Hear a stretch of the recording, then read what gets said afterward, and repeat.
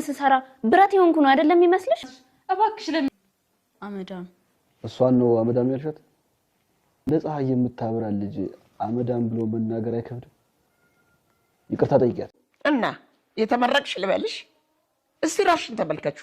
ከተንኮል ውጭ ምንም መሰሪው ነገር አለ? በዛ ላይ ደግሞ ሞኝ መሰደብ ሲያንስሽ። እጂን ማን እንዳስታጠበኝ ገምች። አጅሪት ዩዲት ያኔን የሰራተኛዋ ልጅ አስታጠበች። እኔ በምቾት ነው ያደኩት፣ እሷ ግን ሰራተኛ ስለሆነች ፍታት በቃ። አንቺ ብትሆኚ ግን የወዲት የባሏን እናት ለመግደል በነበራት ጉጉትና በነበራት ችኩልነት ያላሰበችው መቀመቅ ውስጥ ገብታለች። ታዲያ ዛሬ ላይ ደግሞ ዓለምን ስታሰቃይበት የነበረው ቦታ እሷ ለዛሬ ደግሞ ማደሪያዋና መዋያዋ ሆኗል። ይህ ነገር ያላሰበችው ነገር ሲሆን ወደ ራሷ በምን መልኩ ዙሮ እንደመጣላትም ደግሞ ዓለምም ስትወደደችም ጠላችም ዛሬ ላይ ቤቷን ሊያሸጣት ተነስቷል። ታዲያ አጋጁ ደግሞ በመጨረሻም የእነዚህን ሰዎች ክፋት ከተመለከተ በኋላ ለመሆኑ ምን ሳስቦ ነው ለዚህ ደረጃ እንደዚህ ያደረጋቸው የሚለው ደግሞ ከዚህ ነገር ጀርባ አንድ መልካምነት ታይቶታል። እነዚህ ንጹህ ሰዎችና እነዚህ ሰራተኞች ባላሰቡት መንገድ ችግር ውስጥ እንደገቡና በተለይም ደግሞ በንጽህና እንደተወነጀሉና በንጽህና በንጹህ ሕሊና ባላቸው ለሰዎች አስተሳሰብ መሆኑን ከተረዳ በኋላ ስለዚህ ለእነዚህ ሰዎች የሚገባቸውን ዋጋ ለመስጠት በማሰብ ነበረ።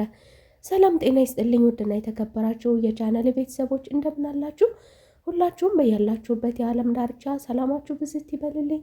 ለቤቴ አዲስ የሆናችሁ የደወል ምልክቷን በመጫን ቤተሰብ ሆኑ። ከየት ሀገር ሆናችሁ ቪዲዮ እንደምትከታተሉ ኮሜንት ላይ አሳውቁኝ እያልኩኝ ቀጣይ ክፍል ይዤላችሁ መጥቻለሁ።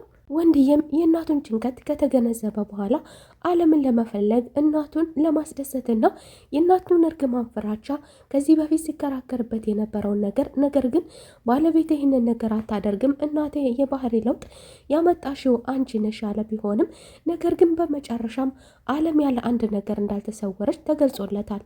የፈለገችውንም ነገር ለማማ አደርጋለሁ ሲልም እማማም የምትፈልገው ነገር ቢኖር ልጄ ደህና አይደለችም፣ የምፈልገው ነገር ቢኖር የዓለምን ደህንነት ብቻ ነው፣ የት እንደሄደች ምን እንዳጋጠማት ይህንን ማወቅ ብቻ ነው የምፈልገው ስትልም ደግሞ ወንድዬም በቃማዬ ተረጋጊ፣ ሁሉም ቦታ ፈልጋታለሁ፣ ያለችበትና የምትሄድበት ቦታ የነበረበት ቦታ በሙሉ አጠያይቃለሁ በማለት ወንድዬ ዛሬ ላይ ወደ ራሱ ተመልሶ ዓለምን ፍለጋ ወደ ቤተሰቦቿና ወደ ዘመድ አዝማዷ ትገኝበት ወደ ነበረው ቦታም ሄዶ ነበረ። ዓለምና ፀሐይ ከምን አይነት ሰዎች ጋር ችግርና መፋጠጥ አጉል ነገር ውስጥ እንደገቡ የተገነዘበችው የወርዴ ደግሞ አያችሁ አይደለ እኔ የማይሆን ነገር አታድርጉ እያልኳችሁ ምን አይነት ችግር ውስጥ እንደገባችሁ ተመልከቱ። ከዚህ የከፋ ነገር ሊኖር አይችልም። ዓለም የት እንደገባች አይታወቅም። እነዚህ ሰዎች በእጅጉ ከባድ ናቸው ስትልም በእሷም ያደረሰችባትን የገዛ ግስቷ ያደረሰችባትንም ሰቆቃ ስትናገር ነበረ። ታዲያ አሁን ላይ ደግሞ ማረፊያ ሆቴል የሆነው የወርዴ ደግሞ ይህን ነገር እንዴት እናንተ ቀላል አድርጋችሁ ታዩታላችሁ? እኔ ምንም ባላጠፋሁትና ባላደረግኩን ነገር ማንም ምንም የለኝም፣ ዘመድ የለኝም፣ መግቢያም እንደሌለኝ እያወቀች የገዛ ግስቴ አውታ ትለኛለች። ለጊዜው ወደ ሆቴል ቢሆንም ማረፊያዬ፣ ይህ ነገር ግን መቀጠል የሚችል ስላልሆነ ይቅርታ ጠይቄ እንደምንም ብዬ አሳምኜ ወደ ቤት እመለሳለሁ ያለች ቢሆንም ግን ስለ አክስቷ ክፋት እነሱንም እንዲጠነቀቁ የነገረቻቸው ቢሆንም ዛሬ ላይ የደረሳችሁበትን ነገር እስኪ ተመልከቱ ትላለች። ፀሐይም እየተመለከተችው ያለችው ነገር በእጅጉ አስደንግጧትና አስገርሟ ነበር። አጋቹ በእርግጥ የሚያስፈራ ሰው ቢሆንም ነገር ግን ለዓለም ንጹህ እንደሆኑና ለዓለም ርህራሄ እንዳላቸው ሁሉ ፀሐይም ላይ ርህራሄ ነበራቸው። ታዲያ የወዲት እንደለመደችውና እንደፈረደባት ፀሐይን ከፍ ዝቅ ስታደርግ ስትንቃት፣ እንዲሁም ደግሞ ትላንት ስታደርጊ እንደነበረው እሱ ሲያጎርስሽ እንዴት ትጎርሻለሽ? እንዴት ወረደልሽ? ለኛ የተሰራው ምግብ እንዴት መርዝ ሳይሆንብሽ እያለች ትላንት ሲፈጠር ስለነበረው ነገር እየወቀሰቻትም ነበረ። ታዲያ ፀሐይም ደግሞ እነዚህ ሰዎች ወደው ያመጡት አጋሽ ደግሞ እሷን በማዘዙ ደግሞ ምን የሚገርም ነገር አለ ስትልም ደግሞ እኔ ባደረግኩት ነገር ለምን ትገረሚያለሽ?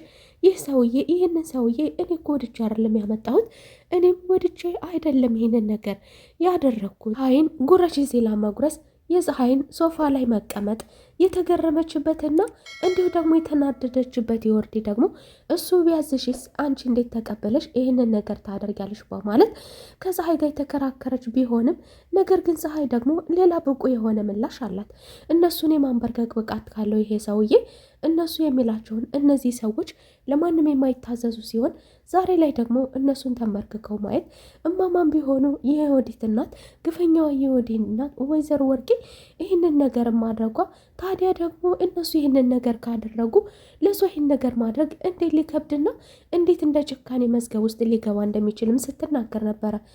ታዲያ በዚህ ሁኔታ ላይ ሆነው ደግሞ እየተነጋገሩና እያስጨነቀቻት እሱ ቢያዝሽስ እሱ ቢልሽስ እንዴት ትቀመጫለሽ ሶፋ ላይ እንዴት ለኛ የተሰራው ምግብ ትበያለሽ እያለች አሁንም ደግሞ የበራቸውን ቁልፍ እንደፈለገ የሚከፍተውና እንደፈለገ የሚወጣ የሚገባው አጋች ዛሬም ላይ ደግሞ ፀሐይ ላይ ሰው ቆቋ ስታደርስባት ዛሬም ላይ ከች ብሎላት አንጎምለል እያለ ይህንን የመሰለ መልክና ይህንን የመሰለ ስብዕና የያዘች ልጅ እሷ አመዳም ብላ በመሳደቧ ደግሞ የተናደደው አጋች ደግሞ አሁን ላይ ዋጋ ሊያስከፍላት እንድትንበረከክ አድርጓታል።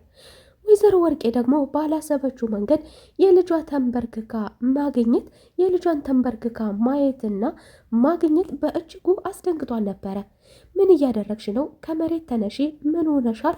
የወዲት ምን እያደረግሽ ነው? እያለች ልጇን ለማውቀስና ለማስነሳት እየሞከረች ቢሆንም ነገር ግን ወይዘሮ ወርቄ ክብርት የሆነችው ሴትዮ እኔ መሬት አይንካኝ የምትለውንም ሴትዮ ዛሬ ላይ ከሶፋ አንስቶ ወንበር ላይ አስቀምጧታል።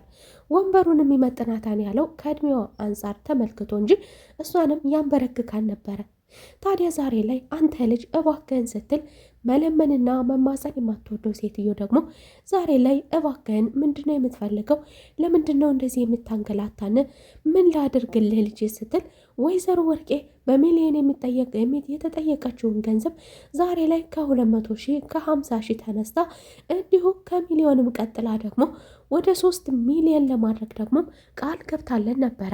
ነገር ግን ይህ አጋሽ ደግሞ 3 ሚሊዮን ምንድናት እስኪ ንገሪኝ፣ 3 ሚሊዮን ለመሆኑ ምን ታደርጋለች ሲልም ደግሞ ገንዘቡ ለምን ያህል ሰዎች እንደሚከፋፈሉትም እየገለጸላን ነበረ።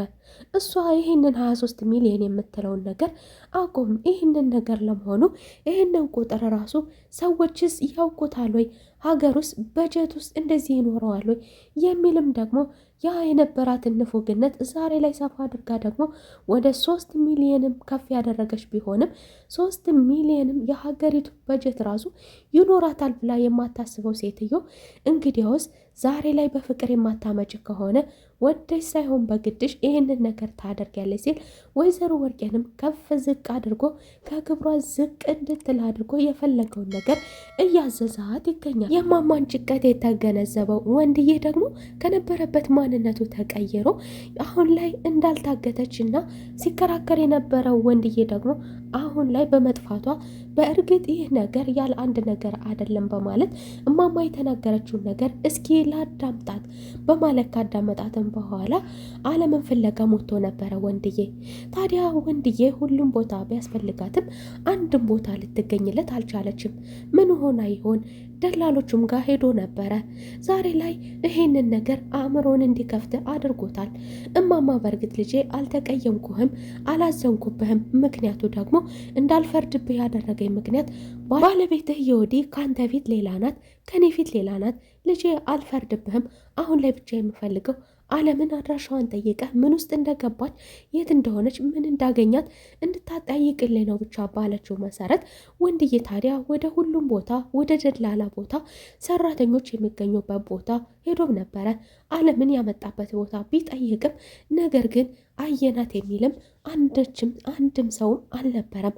ታዲያ ወደ ቤትም ደግሞ ለማማ እንደተመለሰም እማዬ ሁሉም ቦታ አጠያየኩኝ፣ ሁሉም ቦታ ደላሎችም ጋር የነበረችበትን ቦታ ትቀመጥበት የነበረው ቦታም አንድ ቦታ ላገኘት አልቻልኩም ሲል ለማማ ደግሞ አየህ አይደለ አግተዋት ከዚህ በፊትም ደግሞ ለአንተ ደውላ ያንን ቃሏን የሰጠች ምናልባትም ማስገድደዋል ሊሆን ይችላል የሚለውን አስተሳሰቤን ዛሬ ላይ እንደተቀበልክልኝ አምናለሁ ትላለች ማማ።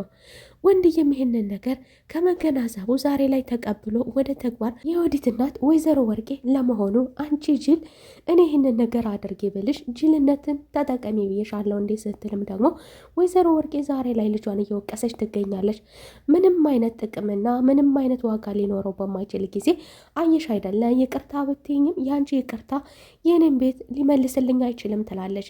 ወይዘሮ ወርቄ ይህንን ብር ከየትም አምጥቼ የመክፈል አቅም የለኝም ያለች ቢሆንም ነገር ግን ደግሞ በፀሐይ በኩል ይህንን ገንዘብ የሚችል መክፈል የሚችል አንድ አቅም እንዳላትም ተጠቁማ ነበረ። ታዲያ ወይዘሮ ወርቄ ዛሬ ላይ ወዳ ሳይሆን በግዷ ቤቷንም ለመሸጥ ተገዳለች። ነገር ግን በፍጹም ይህንን ነገር አላደርግም ብላ የተከራከረች ቢሆንም ዛሬ ላይ ደግሞ አለምን ከታገተችበት ከታሰረችበት ቦታ አስወጥቶ ወደ ቤቷ በነፃነት በመልቀቅ እንዲሁ የወዲትን ደግሞ አለም የነበረችበት ቦታ ቆጭ አድርጓታል።